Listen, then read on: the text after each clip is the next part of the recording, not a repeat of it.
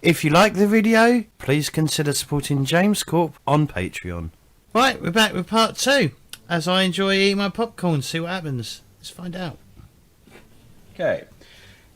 So Augusto, the caravan leader, has kind of made a proclamation that a decision needs to be made soon. Whether it be now or, as sundown approaches, we need to decide what is to be done with, these two stricken barbarians. He says it's going to be a majority rules scenario.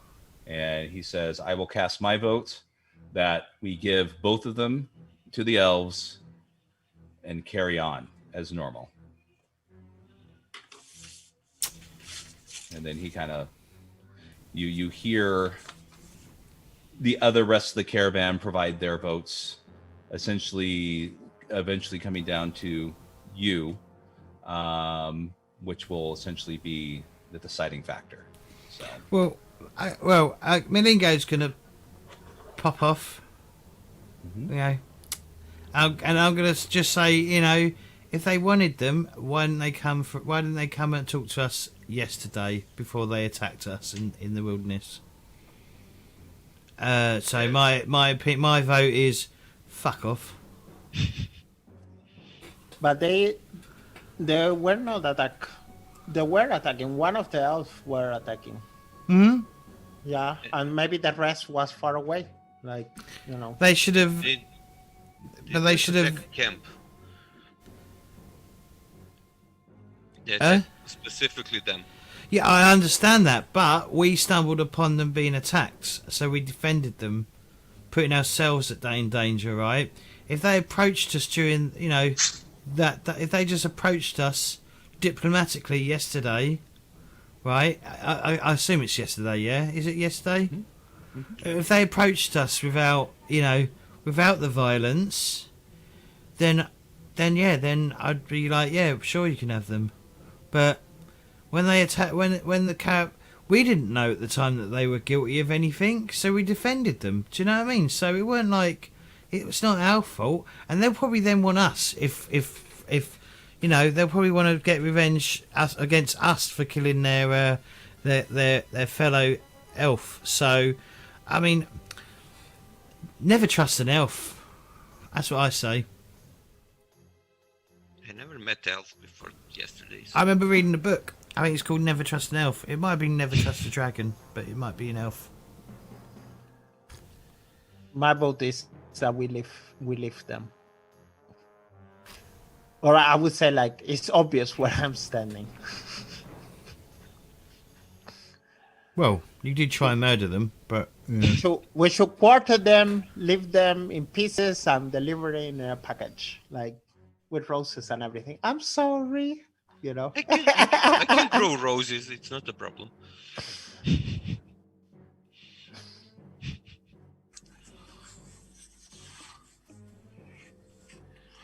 So so far I have one vote for fuck off. I think the rest of you are kind of still on the fence. So I'm not in the fence. Okay, so that's right. So Danny is. Oh, that's right. Danny is. Your vote was to hand them over, right? Give them the elves, or outright. Yeah. So either hand them over or take care. Kill them. Yeah. Okay. So maybe it's even the more humane thing to kill them now, than leave them to the elf and get torture or whatever they wanna do with them. Okay. So why don't we go ahead and why don't we move to then Revnia? What say you, Revnia? We will not hand them over. Is my vote. Okay. Okay. And then how about Elfgarn? Well, killed them, problem solved. Killed the elves, short-term problem solved. Possible long-term further problems. I was brought onto this to make sure the caravan got across the Titans safely. The caravan and its occupants. That includes everyone here. That also includes those two idiotic barbarians. As much as I would like to leave them to their fate, because what they did was stupid and reckless, foolhardy. Nobody deserves being left to the elves.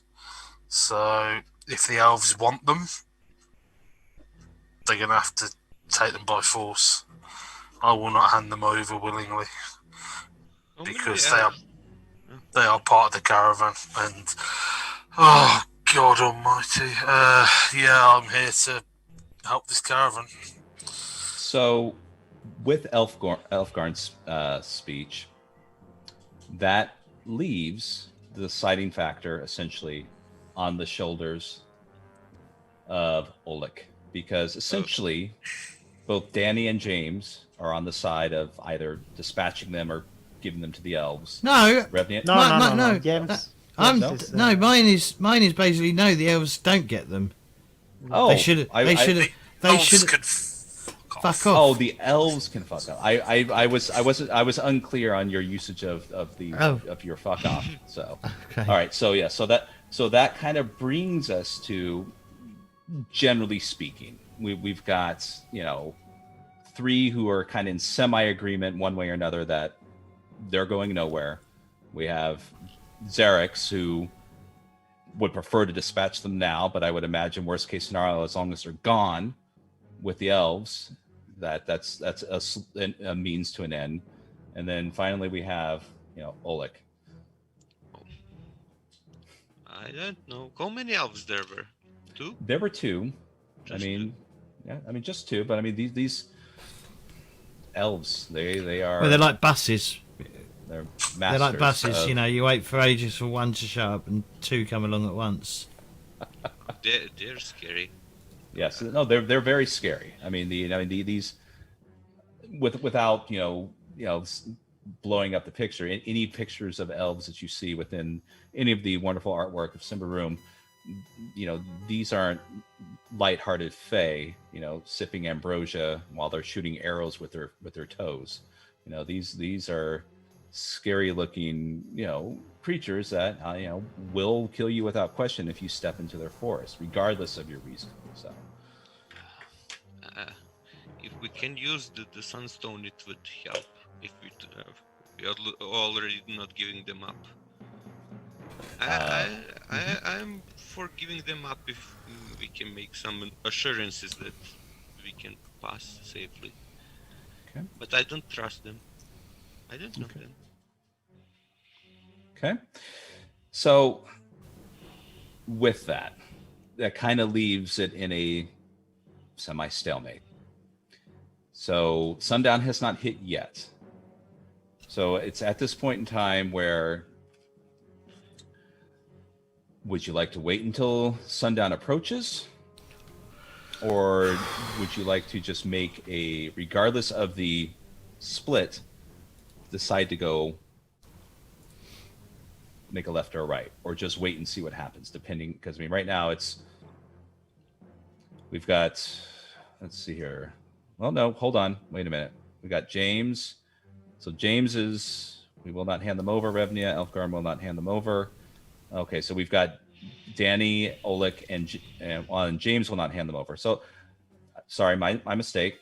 For some reason I was counting my head in the 5-person vote. So sorry if I cause confusion by saying fuck off. I'm really sorry.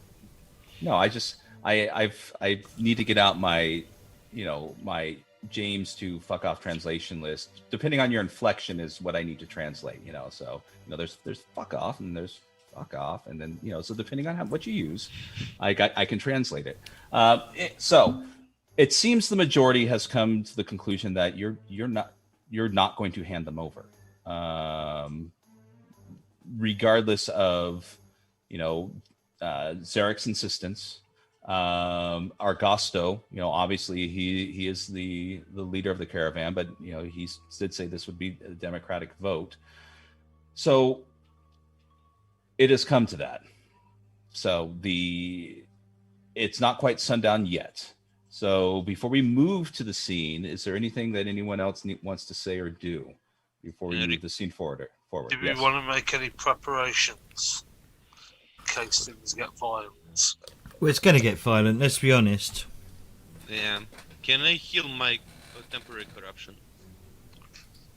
Remove it. Let's see, what does it need to remove temporary? It goes away at the end of the scene. Scene. Yeah. Oh, yeah. When we move on, it will go away. Sorry. Okay. Yep. Yes, absolutely. So from that point, it will, no good deed goes unpunished. Unpunished, yeah. Yes. So once again, we'll just kind of go down the list before we move to the next scene. So Maligno, the decision's been made. You're not going to hand these two barbarians over to the elves. That once whatever occurs at sundown occurs, and should everything turn out the way they should, the caravan will continue on, and eventually Lestra will move on with Ludo and Balin to the monastery. So before sundown, what would you like to do? I think I'm going to cook my last meal. Okay. Of the day? No, just like a man on death row. I don't know. I'll see what other people. I'm gonna wait. I'm a bit wet behind the ear when it comes to like tactical things. So I'm gonna like default to other people and listen to other people rather than like making statements and having more people hate me. Okay. All right. So before we move on to Revnia, Lestra moves over to both Balin and Ludo. He unlocks their manacles, hands each of them an axe, and he expects them to defend themselves if it comes to that. That's a stupid move. And he makes it clear that if any one of them run, that he won't stop you, but the elves will have you.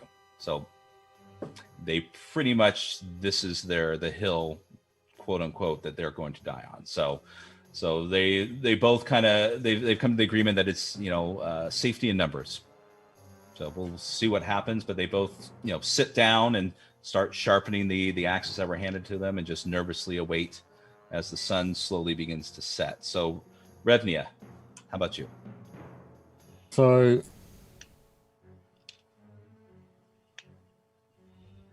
did Bartolome vote on what his thoughts were?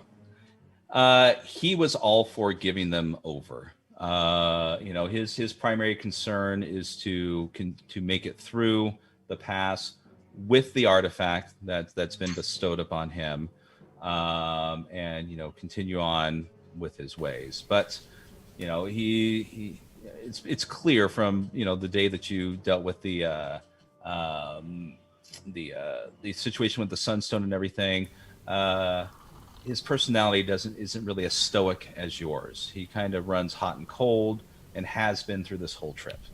So he's very, we'll just say, self-centered orientated, to say the least. As much as a man of the cloth, he's or of the order that he belongs to. So since the Sunstone is quote unquote tainted, what effect has that had? Nothing. Oh no, it's not tainted. It's not tainted in any way, but now that you've bound yourself to it, that another person is able to use it, he feels that you've tainted it. It's a term that it's like you've touched my. It's not his precious anymore. Exactly. You've touched his You've wooby. used his toy, and it's not special anymore. Right, and there's no place to clean it right now. So yeah, as far as the usage is concerned, but it still belongs to him. He's kept it. But you have not lost your, connection to it, so to speak. So. Okay.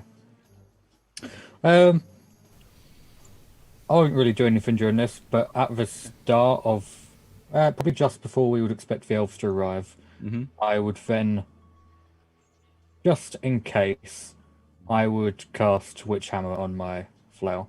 Okay. Fair enough. So Oleg. Would growing a tree in middle of camp help? It's cover, so I wouldn't say no. Okay, I'll start growing bushes and trees. Okay. A bit of cover. That's the best thing I can do. So any certain amount, or is it just okay. Well, we have a couple This is of not hours, right. so 1 or 2. Okay. Not Okay, too great. much. Okay. All right. So then Elfgarn. Yes. If you look on the battle map, I position myself on what I think is a wagon Yes. over here for a bit of, height and cover to give me a clearer shot down into the camp.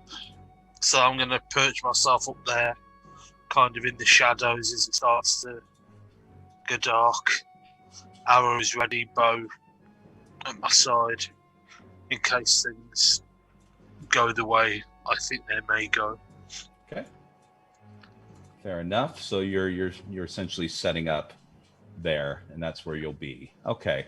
And then finally, Xerix. I see. I mean, currently yours is near the rear of the camp. Just want to make sure in case you didn't see it. But how about you?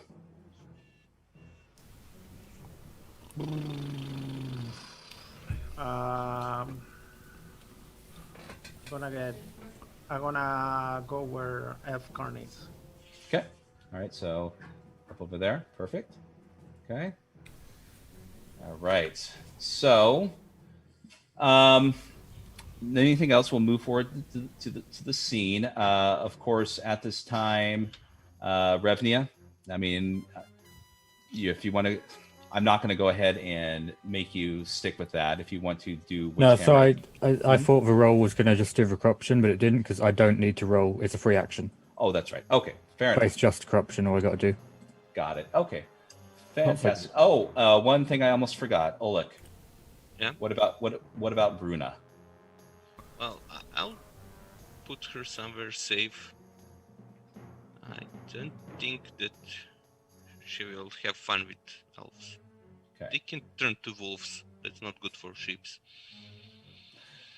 All right, so right over here next to where Ludo is, that is the chef's wagon.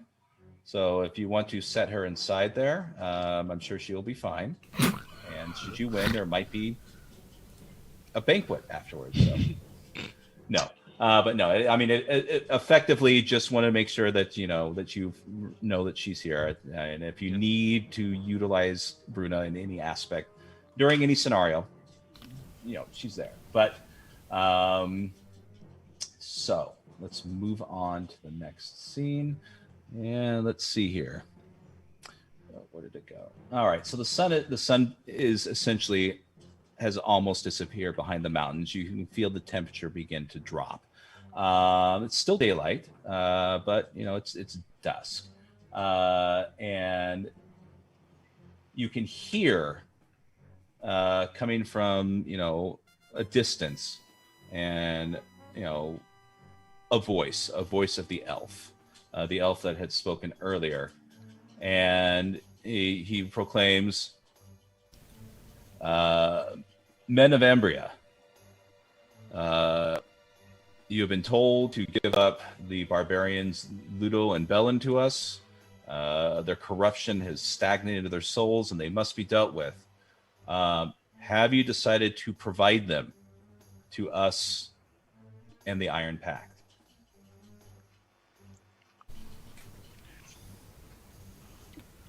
No. We provided them with iron. And you hear your answer has been noted. Okay? So, here's what we're going to roll into. All right, so really, I'll be like, fuck off. Right, which is fine. That's what I was looking for. I just need to read real quick and. All right. So, I'm going to go ahead and reveal their tokens here, but they're not going to be in that position just yet to start. Okay.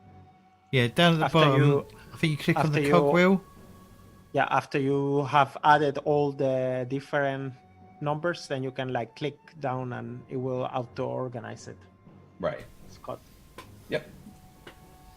So I'm just going to do the primary, antagonists here. We're not going to do everyone bit by bit. The NPCs can just go after the primary one. So, All right. or the extra caravan riders. So I got one more because it didn't add for some reason. And here we go. All right, so let's sort this.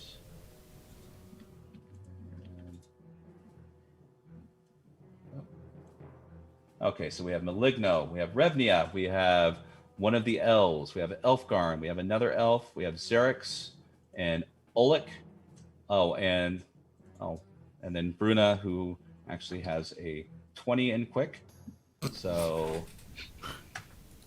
Bruna actually will be going first. All right. And we will take it from there. So, Philip, where does Bruna hide before everything goes south? Or does she just speak to you? Joking, of course. So, but what I'm going to say, just to kind of initiate this whole thing, is Xerix and Danny. You can see them. So I will give you actually a little instance. You've alerted. You shouted. They're here. Now, we'll begin. Maligno, you hear the shouts of Xerix and Danny, who have perched themselves on top of one of the wagons to the north, ahead of you. So you can't see them directly from where they're at. You would need to get closer to Xerix and Danny, but as far as you can tell, you can't see any of the elves around the immediate area. So what would you like to do? How far can I move? Let's see here. It's going to be 15. Let me get out my little friendly map here. Yeah. You can pretty much move to the other end of this or in anywhere around it. So 15 meters. Okay.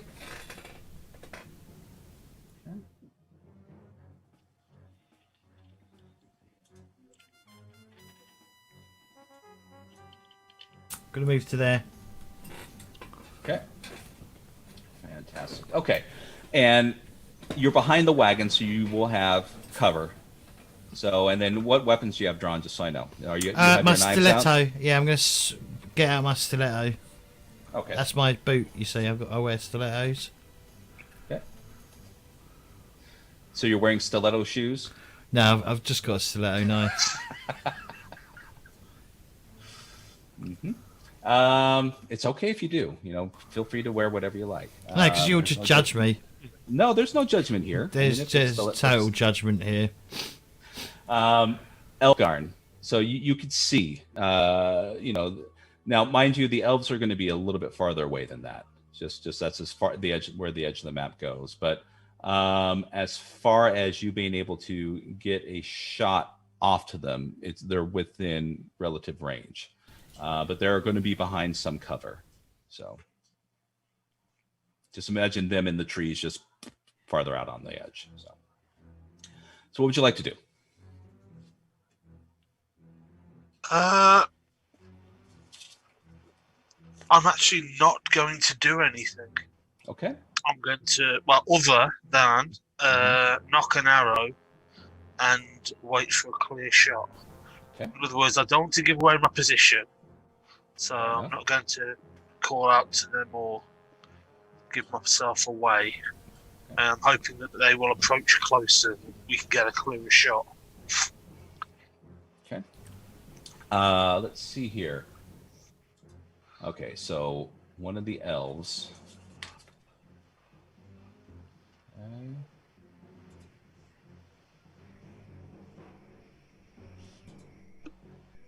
So I'm going to need someone to make me a just generic roll here, but I'll give you the modifiers because this one is going to try to shoot an arrow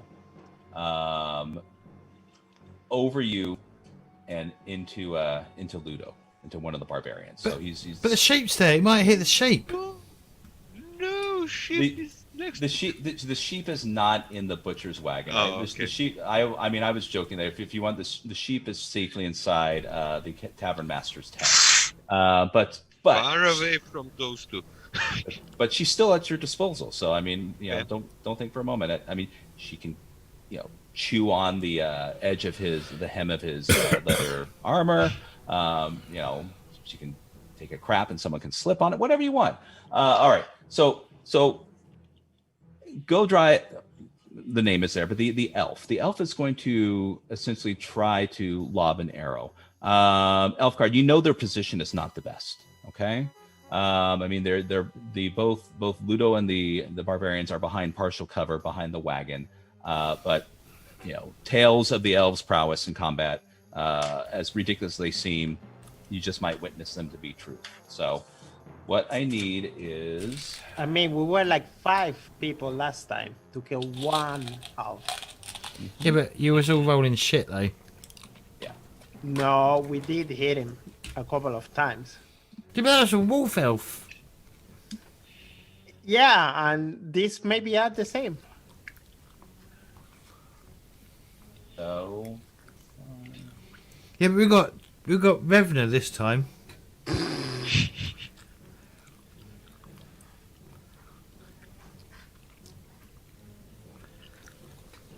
Okay.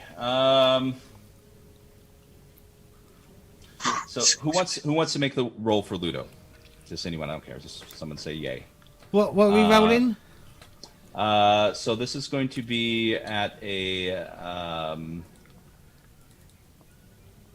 This is going to be at a +1.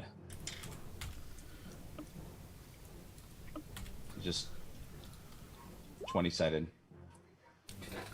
21. Okay. That's crap, right? Mm-hmm. Not 20. Yep. Okay. Shoot some cells. I wasn't expecting that. Okay. It's our rolls. Yeah.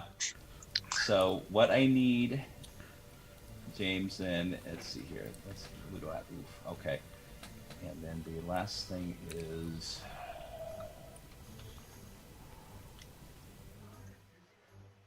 All right. And sorry. So yeah. So the arrow's going to hit, and you're going to see Ludo take the arrow straight in the head. It just ka-chunk. And he goes down in the snow. The ice and the flurries just kind of lift up in the air as he falls hard against the ground. And Who's you hear this? Who What's fall? that? Who? What's that? Ludo. Ludo. This one right here. One of the barbarians. Okay. You can hear the shout of Balin as he screams no and just in agony as he kind of drops down to the ground and falls forward, dropping his axe behind him, right next to you, James. Revnia,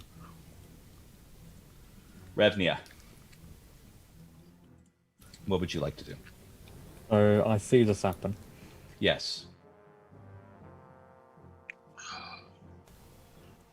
How far away would you say they actually are? 'Cause you said they're a bit further out.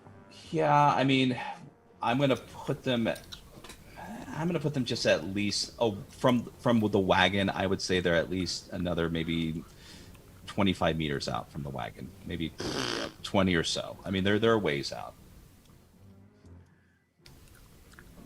Okay. Not far. They're not shooting from the skyline or anything. But I mean, it would take. I mean, unless you have some sort of charge or something like that, it would take at least a couple turns for you to. I mean, I've got my fleet foot if it's like double movement. Yep. So that I would say with your fleet movement, your fleet footed, you would be close enough to where you would probably be within melee range of the one on the the top. This one right here. Yeah. Okay. Yeah, I'll rush up to them. Okay. Straight flail to the face. Okay. All right. So this one right here. Yep. Okay. So this is going to be, where is it? So it's going to be at a -1. Okay.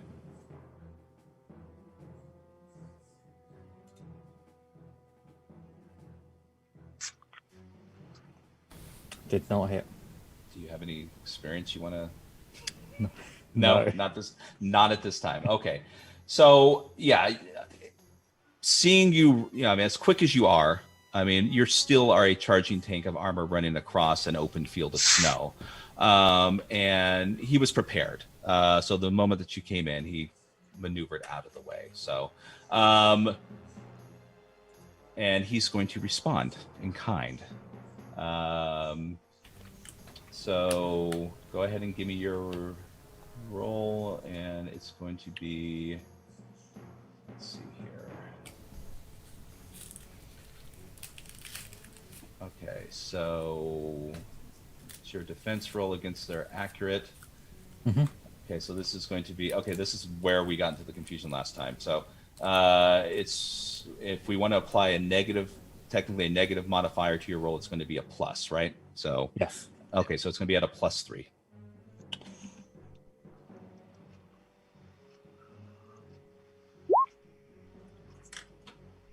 Okay. All right, so Oh, is it? Wait, no, I think it's minus. minus. I think so. Let's see, rolling plus. Yes, and that's where we got into it last time. So, but okay, so if you want to re-roll, I mean, it would have failed anyway. it would have failed anyways. Okay. All right. So what does his damage do? Because then I would have had a 0 on my attribute. Right. Okay. So this is going to be, so it's going to negate the damage. So he's drops his, he's going to drop his bow to the ground, and he's going to pull out. It's just what seems to be an ornate dagger, and he just kind of, you feel the dagger kind of enter into a corner of your armor, but it doesn't pierce through you. So as he kind of pulls it out and looks at his dagger, in amazement. Oleg.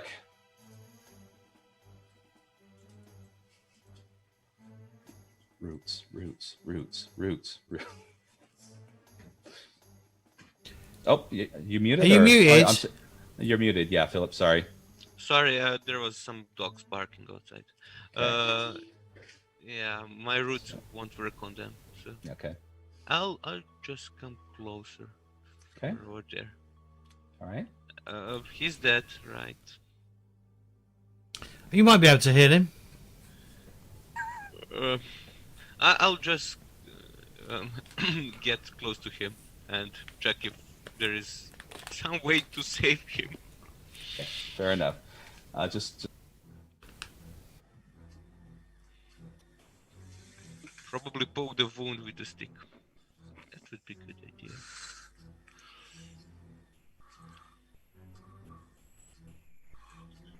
sorry about that.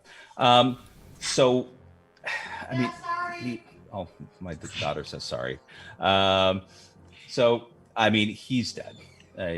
There's really not much you can do to him at this point in time, unless you have some miraculous, goblin magic that I don't know about. But yeah, he's.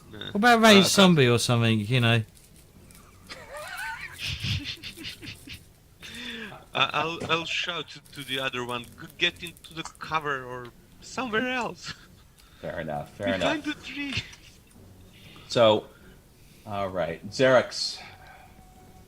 I'm gonna talk to Afghan. Okay. And I just gonna say we could end this really fast. We just have to kill the other one. We don't have to do this. These are, for all we know, we are risking our life for these people, and there will, there is no payback.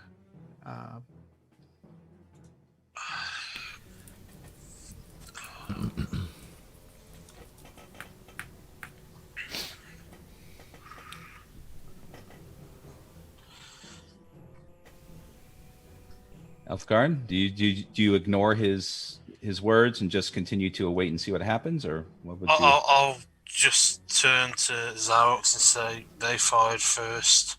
Let's make sure we fire last. Okay. All right. Xerix? I'm gonna be like. Notice I didn't say who to fire at last. I just said make sure we fire last. I'll leave that entirely up to Xerox's understanding of what I just said. Okay, I'm gonna try to kill him again. Balin? Yeah. He's laying on the ground, face down, crying over the fact that his brother's dead. So this is going to be a little free shot. Okay. I mean, go ahead and give me a roll. I'm not going to throw any Modifiers? negatives at you. Yeah, I mean, yeah, this is not. I'm not going to give you any negatives even for his armor. But Come on, why? One damage. I'm gonna use 2 experience points to reroll both. Oh my god. hey, I hope you missed both. Me too. Don't hit me, please. now Danny, take at least a +2. I mean, you're standing above him. He's essentially an open, so by You're all shooting means, man in the back, and he's on the ground. crying. I will start crying. Yeah. She got 1 extra damage. What's Okay. these rolls? Why? Oh. Okay. Okay. So, but which is fine. I mean, he's below.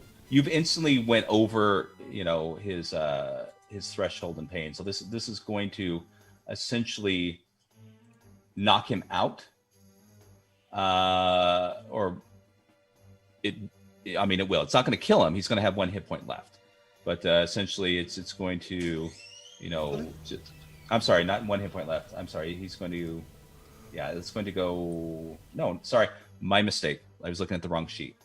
But you are going to severely damage him. So thunk. Okay, Danny. So 2 arrows in the back, as he kind of collapses further into the snow, and you can see the blood just start to stream out. Do I see this? Yeah, you see it. As do the others.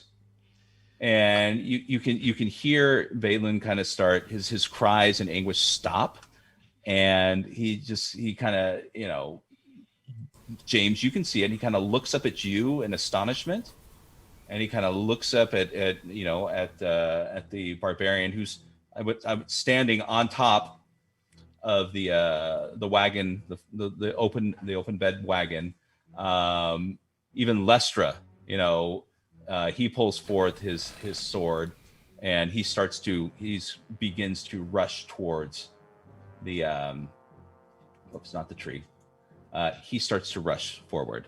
The shouts of the camp erupt as they witness this, and then there's shouts of what did never trust a barbarian. What did they do? And just a resounding cacophony of just confusion and anger. When Balin gets up on one leg and he says, it's okay, I'm fine, and he pulls one arrow out, and he kind of reaches with his other hand and pulls another arrow out, and he says, it's okay, I feel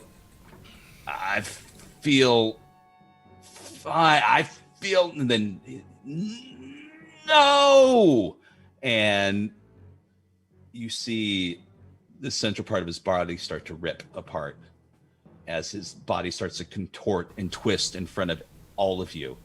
And it's almost like you see hands inside his body ripping his cage open as if something's trying to get out. His fingers start to transform into knives of bone as his bones start to shoot out, and outgrowths of his cranium, as if he was wearing a pointy bone crown, start to puncture the top of his head. And within what seems like an hour, but actually a few seconds, Balin is no more. But a Blightborn version of him stands at the husk of its body, ravenous and famished, and looking around with the eyes of an animal that's about to indiscriminately kill anything that's in front of him. Thank you, Xerax. You just killed me. And we don't need to stop. I'm just saying we're kind of at the top of the other hour. If anyone needs to take a break, or we can continue on. Just take a break. Okay. All right. Fair enough. Right. We will be back in a minute, so don't touch that dial, everyone.